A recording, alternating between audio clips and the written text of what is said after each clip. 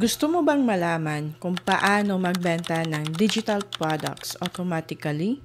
Yes, yung habang natutulog ka, ay pwede ka pa rin kumita. Di ba ang ganda nun? Tara, ipapakita ko sa'yo sa video na ito kung paano siya gawin. Into this video ay sobrang exciting dahil ituturo ko sa'yo ang step by step kung paano ka makapagbenta at makapag-deliver ng digital products mo gamit ang System.io kahit na nasa free account ka pa lang. So, hindi mo kailangan na mag-upgrade agad sa startup plan just to have this system works for you. Dahil ito din yung system na ginamit ko nung ako ay nasa free account pa lang kay System.io. Kung first time mong narinig ang System.io, ito ay isang all-in-one marketing tool. So, meron na siyang drag and drop website builder, landing pages, email campaigns, webinars, at pwede ka pang mag-host ng online courses mo dito. Pero alam mo ba ang pinaka-cool na part? Ito ay ang automation. Which is, ibig sabihin, once na na-set up mo na siya, yung automation, automatic na tatakbo yung sales system mo 24/7 at hindi mo kailangan mag-monitor nito oras-oras. And by the way, lahat ng resources and links na minention ko sa video na ito ay nasa description and comment section below. So, don't forget to check that out after this video. So, for the step 1 ay dapat meron ka ng System.io account. Kung wala ka pang account kay System.io, ang pinakauna mong gagawin ay mag-sign up for free. And I will just put the link in the description of this video para mas madali ka na lang makapag-sign up. At isa sa mga nagustuhan ko inside System.io ay marami siyang sales funnel template that you can plug and play. So eventually, ang gagawin mo na lang is to change the color, change the font, and change the graphics. And then, you will have your own sales funnel. Step 2 na gagawin mo ay to set up your payment gateway. Siyempre, para makasingil ka ng bayad from your buyers or customers. So dito, kailangan mong i-connect ang payment gateway na meron ka, like Stripe, PayPal, or SendIt. Kung wala ka pang PayPal account, then I highly recommend na gumawa ka ng PayPal account. And then, you need to convert your personal account into a business account. Kasi, yung business account ang kailangan ni System.io para ma-integrate mo yung payment gateway mo kay System.io. Kasi ganito yun guys, kung wala ka pang PayPal account na na-integrate kay System.io, ay mahirapan kang mag-set up ng price plan mo doon sa yung order form. Which is, isa yun sa mga pinakakailangan na step para lalabas yung pricing dun sa order page mo. Tapos pagdating naman sa currency guys, ay maraming options si System.io. Pwede ang Philippine Peso or pwede din US dollars kung ang target market mo ay international. Step 3 is to create your sales funnel, or kung meron ka ng template na napili is that you need to customize that sales funnel. And then step 4 is to set up the product delivery. Alright, bago tayo mag-proceed sa step 5, ay gusto ko munang i-share sa inyo yung sales funnel na ginawa ko before. Ito yung isa sa mga best digital products na nagawa ko inside System.io. So, let's go.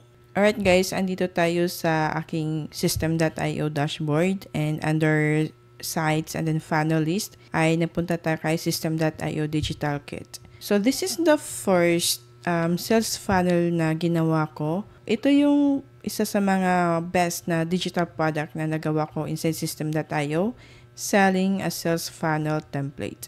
So, let me show you sa inyo yung pinaka-offer page niya. So, ito yung offer page. Tapos, the second step ng sales funnel ko ay yung order form. So, dito sila magpe-place ng order. So, they're gonna put their email address, first name and last name, and the phone number. And then, order details, ito. And then, kung magkano nila ito babayaran. And then, yung mode of payment is via PayPal. And dito sa order form ay meron silang choices. So, if gusto nila ng GCash, Maya, or ShopeePay, other mode of payment, so, they're gonna click this button. And when they click this button, they will be directed to my SendIt checkout system. See? Nasa SendEd po ito. So, after nilang mag-order ng products, no, kung PayPal yung gamit nila, they will be directed to this upsell form. So, ito po yung upsell ko. Pero kung SendEd yung gamit nila na mode of payment, so hindi sila makapag-direct dito sa upsell.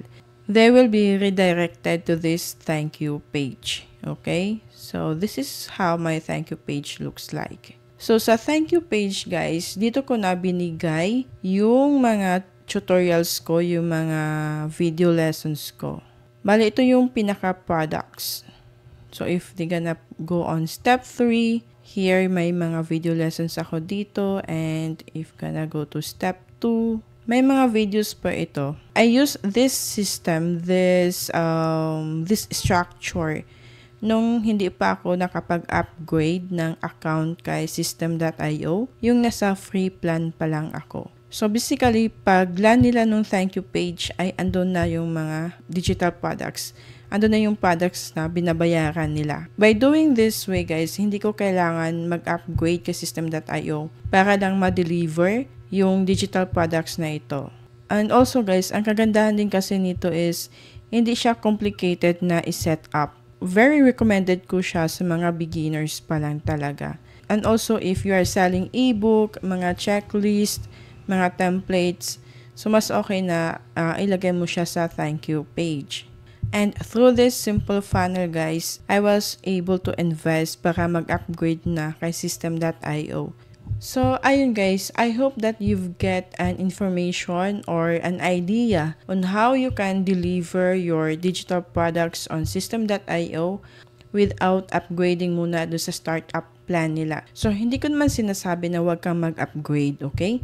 So, para sa mga beginners talaga na gustong magbenta ng digital products pero sasabihin natin na hindi pa enough yung fund or yung budget para mag-upgrade ng startup plan kay System.io, I'm pretty sure that this system, that this strategy that I'm sharing right now for you, ay magagamit mo talaga at ma-apply mo sa yung digital product business.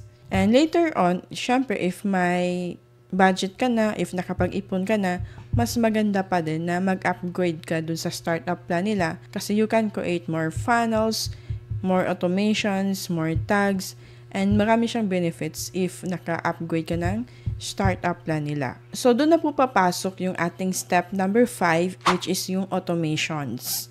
Kasi dito na po papasok si passive income. Kasi kapag bumili ang isang customer, ay automatic mo silang matag na digital product buyer. So, pwede ka na mag-add ng another automations. Kasi alam naman natin, doon sa free account ni System.io, is that you can only have one automation lang, which is possibly ay ginamit mo na doon sa lead generation mo na funnel. So, hindi ka na makapag-add ng another automation for your sales funnel. And then, pwede ka nang gumawa ng automation rules para ma-send agad ang email with their download links. Yun po ang kagandahan kapag may na-set up ka na automation. So, imagine this. Habang tulog ka, ay may pumapasok na sale.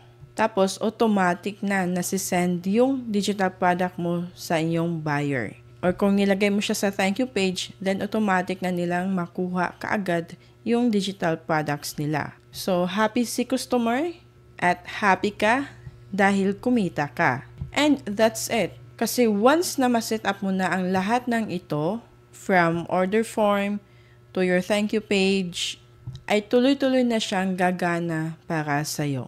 Hindi mo na kailangan paulit-ulit na gawin. So guys, if nakatulong sa iyo ang video na ito, please give a thumbs up and don't forget to subscribe below. And mag-comment ka na din pala kung anong digital products ang gusto mong ibenta using System.io. Excited akong makita yung mga ideas mo. And now, if you want to learn more about System.io, ay marami na po akong mga video tutorials na ginawa dito sa aking channel. Check mo lang dito, dito. Para syempre, tuloy-tuloy ang learnings mo kay System.io and also tuloy-tuloy din ang kita mo sa yung digital product business. Remember, automate para makapag-relax ka.